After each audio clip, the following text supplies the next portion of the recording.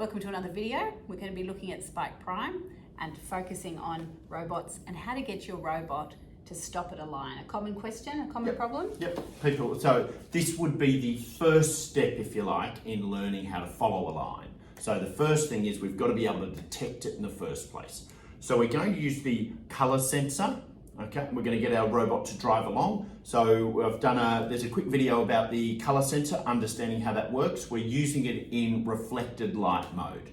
The other possibility, or the other bit of code that's worth going back and having a look at is if you're trying to work out how to get your robot to go straight. And so I've just got some, so I've created the program that will get our robot to move, okay, so in a straight line.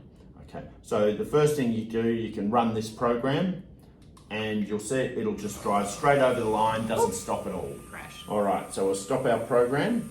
Okay, now this time around, you can see that what we want it to do is stop as soon as we've hit the black line. So you can come up here and we're going to wait until, so you can see here I'm dragging out a wait until block. Okay, there's also the possibility of using some of the blocks in the sensor area. Okay, and once we've detected the black line, what we want it to do is we're going to stop moving. So you can see there, I've popped that in. So it's just this condition here that we have to satisfy, this wait until. So we want to wait until the light sensor here detects or goes to the black line. You can see I've opened this up the dashboard and I press the reflected light mode, and you can see while the color sensor is on the white, it's getting a reading of 98 at the moment. And if I put it on the black line, we're getting a reading of 38.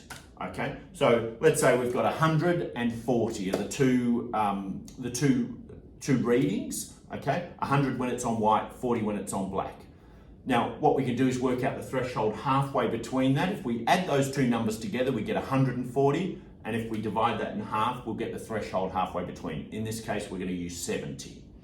Okay, so if I jump back to my program, okay, so if it goes below 70, because while it's driving along, you can see the light sensor will be flicking up and down a little bit. What we want to do, when it goes below 70, we're going to assume we're on black.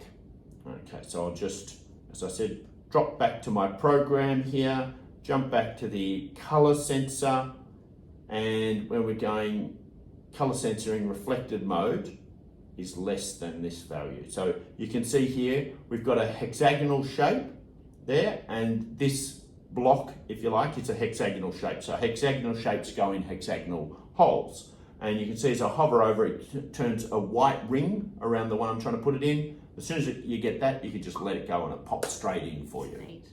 All right, so when the color sensor connected to port D gets a reflection less than, and what the threshold was 70% in this case, okay? And it'll vary depending on what height your color sensor's at, that sort of thing, and how far away it is from the line, or the darkness of the line.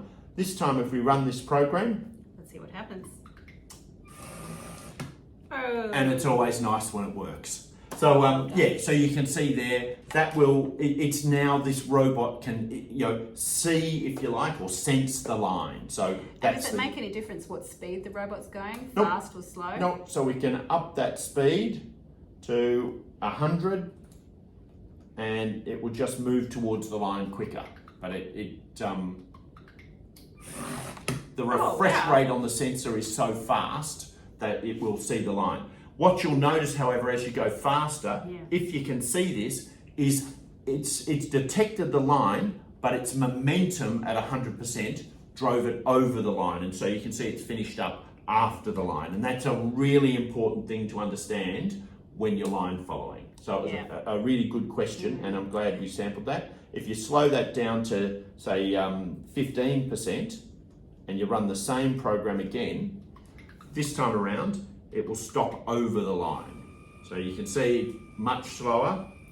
Oh, yes. And it's detected. Momentum hasn't carried it over to the other side of the line. In these competitions with line detection, is it speed as well as important in finishing the maze? So you have to balance between speed and accuracy? Okay, so particularly in the rescue competition, the most important thing is accuracy. So you'll get the most points for completing the course correctly. So often it's better to slow it down than it is to go fast. Right. After you collect all the points for completing the course correctly, at that point, if everyone's got equal points, at that point in time, the speed becomes the most relevant factor in determining who's performed better.